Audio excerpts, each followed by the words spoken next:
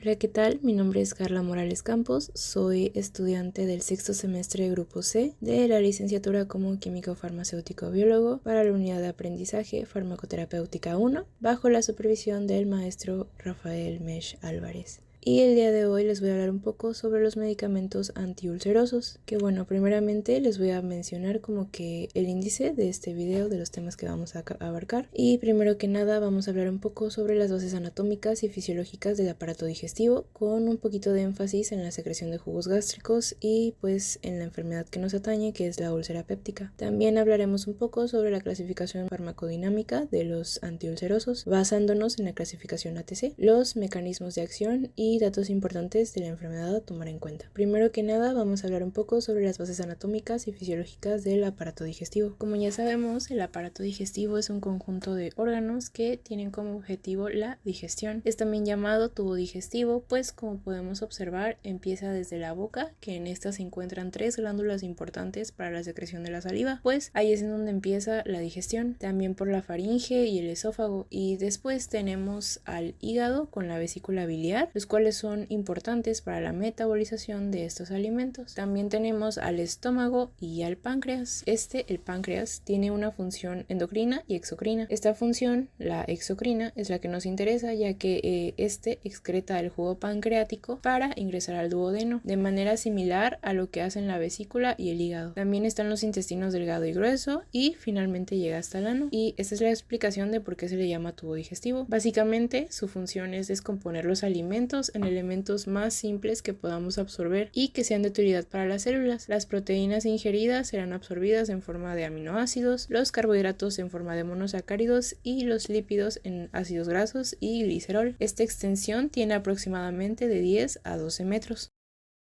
Y pues hablando un poquito más sobre las funciones del aparato digestivo, pues tenemos primeramente la función mecánica o de transporte, la cual empieza por la boca y se trata de masticar, salivar y deglutir. Esto convierte la comida en bolo alimenticio. Después está la función química, que se trata de la secreción de diferentes jugos digestivos, en la cual todavía interviene la saliva, los jugos gástricos, los jugos intestinales, la bilis del hígado y el jugo pancreático. También está la función de absorción, que ocurre en el intestino gracias a sus microvellosidades que harán que los nutrientes lleguen al torrente sanguíneo. Y finalmente tenemos la función excretora, que esta se encarga de deshacerse de todo lo que sobra y pues ya no se puede aprovechar. En este video nos centraremos más en la función química, ya que esta fase es donde actúan los antiulcerosos.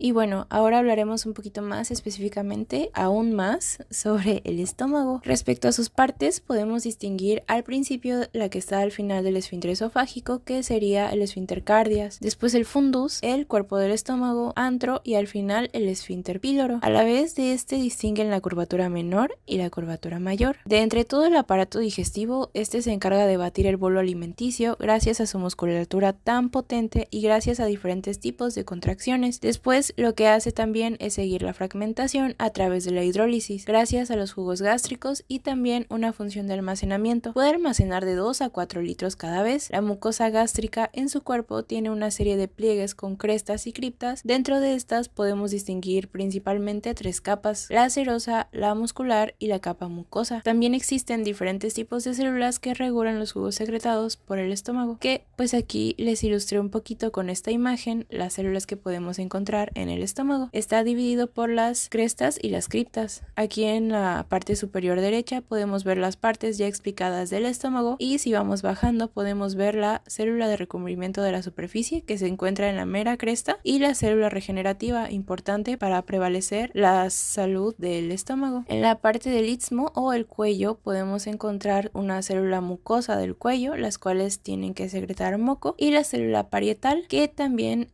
secretan factor intrínseco de Castle y ácido clorhídrico, que esto es fundamental para la digestión. También en la base, o también llamada cripta, podemos encontrar células imógenas o células principales, las cuales tienen que secretar pepsinógeno, renina, lipasa gástrica para fomentar la digestión también, y la célula enteroendocrina o APUD, las cuales secretan glucagón y serotonina.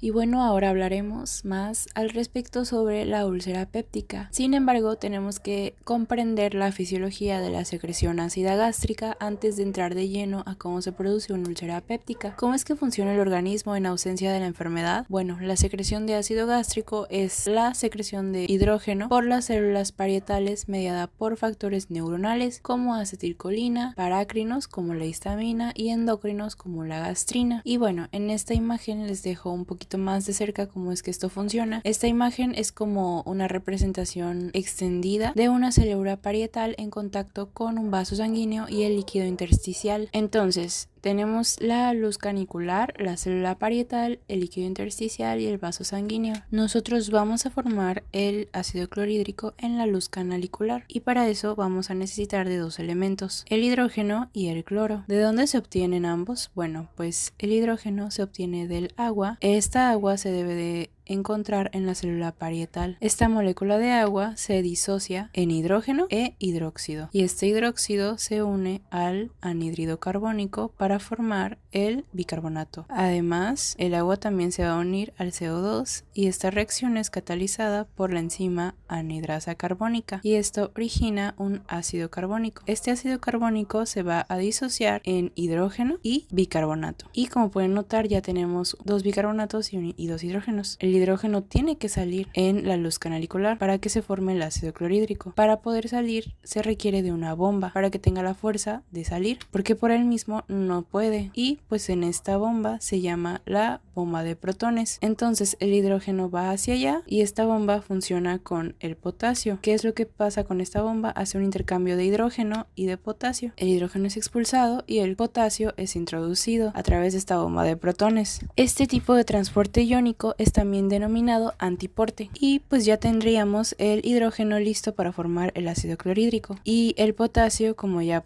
cumplió su función, ahora regresa hacia la luz canalicular a través de los canales de potasio. Ahora tenemos el cloro en el vaso sanguíneo y este cloro tiene que llegar al hidrógeno para que se forme el ácido clorhídrico, o sea que tiene que llegar hasta la luz canalicular. Primeramente, ¿cómo llega hasta allá? Pues primero tendría que entrar a la célula parietal y para eso existe una molécula llamada antiportador, el cual va a intercambiar una molécula de bicarbonato por la molécula de cloro. Entonces este bicarbonato sale y el cloro va a entrar a través de esta molécula y, como les mencioné anteriormente, este tipo de transporte iónico se llama antiporte. Ahora, el bicarbonato que está en la sangre va a producir lo que se conoce como marea alcalina, porque va a aumentar el pH sanguíneo. El cloro que está en la célula ahora tiene que salir hacia la luz del canalículo y para eso utiliza los canales de cloro para así poder salir y así es como llega hacia el hidrógeno, el cual se une a este y así es como se forma el ácido clorhídrico. Además, la célula parietal va a expulsar agua a través de un proceso llamado ósmosis. Aquí tenemos el agua en la célula parietal y ahora se va a difundir hacia la luz del canalículo. Debido a esto, lo que va a secretar el estómago sería una secreción acuosa con ácido clorhídrico. Todos estos intercambios pues están mediados por unas células que son llamados receptores que se encuentran en la célula parietal. Aquí están. Y son los receptores de acetilcolina, los receptores de gastrina y los receptores de histamina. La acetilcolina, recordemos que es el mediador del sistema nervioso parasimpático. La gastrina es una hormona producida por las células G del mismo estómago y la histamina es producida por los mastocitos. Estos tres van a estimular la secreción del ácido clorhídrico. Recordemos que la gastrina realiza una estimulación endocrina porque llega a través de la sangre a esta célula y la histamina realiza una estimulación parácrina porque es producida por células que están cerca de esta misma célula, la célula parietal. Y recordemos también que la histamina participa también con sus receptores H2, a diferencia de los receptores H1 que se encargan de las alergias.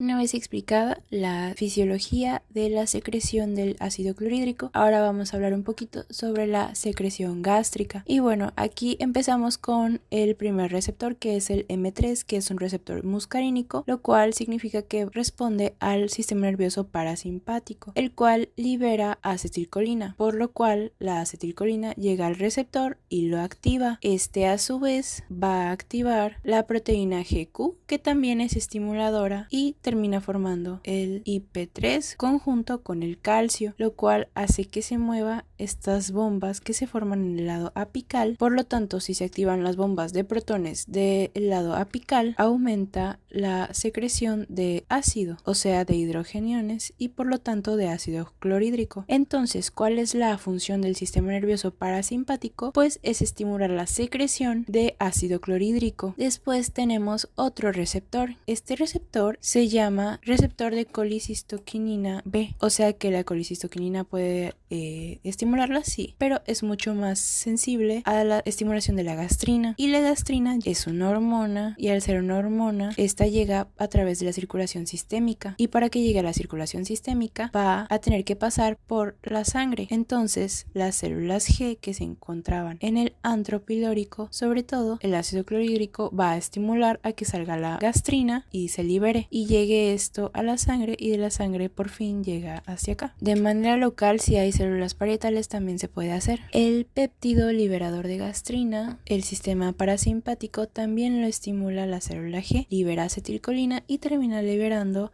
nuevamente gastrina. También es importante mencionar que los restos de proteínas que están en el estómago pueden estimular las células G, y esta hace que termine liberando también gastrina. Entonces, al final, recopilando todos estos procesos, ¿qué voy a obtener como resultado?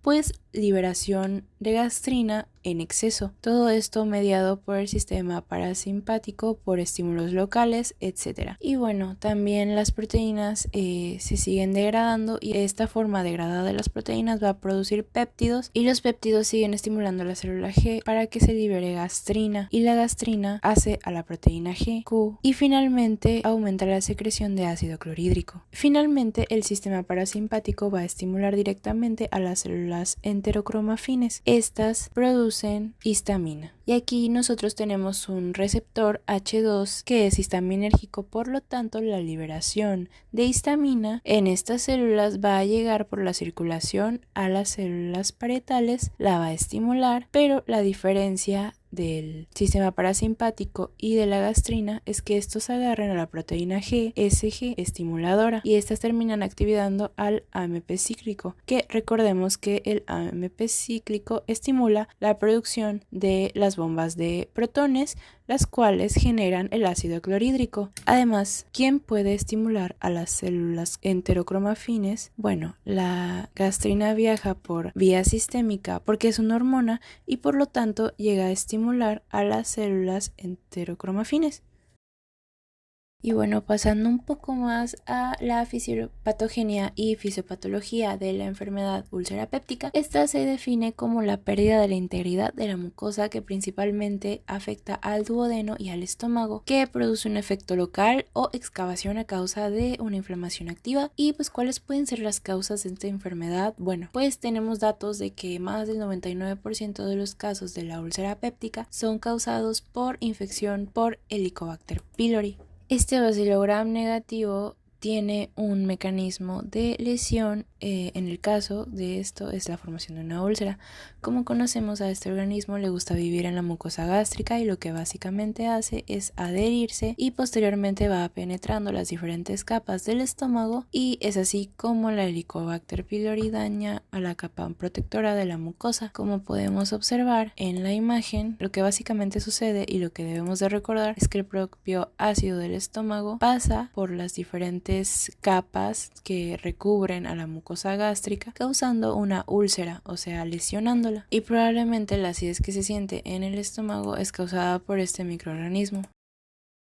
Y como ya mencioné con anterioridad, en la fisiología del ácido gástrico, el uso excesivo de AINES es la segunda causa más frecuente de la úlcera péptica, y se debe a la inhibición de la ciclooxigenasa, que a su vez inhibe la síntesis de las prostaglandinas, las cuales tienen una función protectora de la mucosa gástrica, desde edema y eritema de la mucosa hasta la presencia de úlceras. Y bueno, esto ya lo había explicado, como dije anteriormente. También existen otros tipos de úlceras que pueden ser causadas por estrés, por el reflujo gastroesofágico o por el síndrome de Zollinger-Ellison. Muy bien, ahora entraremos a su clasificación farmacodinámica. Aquí adjunté un cuadrito de la clasificación ATC que va a ser por la cual nos vamos a guiar, y tenemos que en el grupo A está el tracto alimentario y metabolismo, A01 los preparados estomatológicos, A02 tenemos agentes para el tratamiento de alteraciones causadas por ácidos, que este es el que nos importa, tenemos a los antiácidos y a los agentes contra la úlcera péptica y el reflujo gastroesofágico, que estos son en los que nos vamos a centrar, y tenemos al grupo A02BA antagonistas del receptor H2, A02BB prostaglandinas, A02BC inhibidores de la bomba de protones, A02BD asociaciones para la erradicación de Helicobacter pylori y A02BX, que son otros agentes contra la úlcera péptica y el reflujo gastroesofágico. Y bueno, hablaremos un poco del grupo A02BA, que son los antagonistas del receptor H2 de la histamina. Y bueno, en este grupo se incluyen la cimetidina, ranitidina, famotidina, nisatidina y la roxatidina. En las imágenes solo ilustré con cimetidina, ranitidina y famotidina. Es un conjunto de fármacos de estructura química diferenciada que presentan en común la capacidad de bloquear selectivamente el receptor H2 de la histamina. La caracterización de este grupo de fármacos a mediados de los años 70 supuso un avance significativo en el control farmacológico de la secreción ácida gástrica, tanto por su eficacia como por su seguridad. En la actualidad, los antagonistas de H2 han dejado de considerarse fármacos de elección en el tratamiento de la mayoría de las enfermedades relacionadas con el ácido, debido a la mayor rapidez de acción y eficacia antisecretora de los inhibidores de la bomba de protones, y han quedado relegados principalmente al tratamiento sintomático sin prescripción facultativa. Bueno, hablando un poco sobre el mecanismo de acción, los antagonistas de este receptor inhiben la secreción ácida gástrica por bloqueo competitivo y reversible de los receptores H2 de la histamina localizados en la membrana vasolateral de la célula parietal. Tras su unión, impiden que la histamina se una a su receptor, con lo que inhiben también de forma parcial la secreción estimulada por la gastrina y la acetilcolina, puesto que la histamina participa en el efecto estimulante de estos secretagogos. Respecto a sus acciones farmacológicas, todos ellos inhiben de forma importante la secreción basal, por lo que son particularmente eficaces para la supresión de la secreción ácida nocturna. Asimismo, inhiben de forma parcial la secreción inducida por diversos estímulos como la gastrina, aunque la potencia inhibidora difiere entre los distintos fármacos, y además los antagonistas del receptor H2 reducen la secreción de pepsinógeno como consecuencia de la disminución del volumen total del jugo gástrico.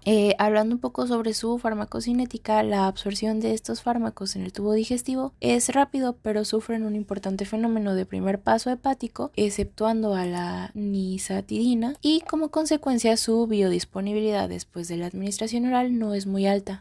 Presentan un volumen aparente de distribución superior al contenido total del agua del organismo y atraviesan las barreras hematoencefálica y placentaria y secretan por la leche. La eliminación de los antagonistas del receptor H2 combina metabolismo hepático y la excreción renal por filtración glomerular y secreción tubular.